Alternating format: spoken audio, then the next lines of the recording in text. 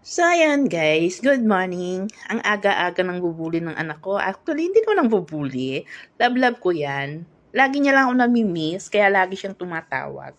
So, itong araw na to, yan, siguro nakaani, yung mga pitong tawag na siya. Tuwing may gagawin siya, ma, patayin ko muna may gagawin ako. Ma, lalabas muna ako kasi may inutos sa akin. Ma, ganto, ganyan, ganyan, ganyan. Ma, magluluto muna ako, ganyan, ganyan. Papatayin niya. So, piniro siya nung amo ko. So, kada tawag ng anak mo, sabihin mo, magbayad siya ng 500 kada tawag. So, marami kang maiipon. Sabi naman ni Gio, aray ko, yan kasi, binubuli si mama lagi na lang ganon, pag alam niyang nagpupopo ako, pwede naman siya, nakaupo naman siya dyan sa popo, nakaupo naman siya dyan sa panel ko, pero mas gustong gusto niyang nakikipag video call. Ayan guys, ganyan po kabuli yan, sure.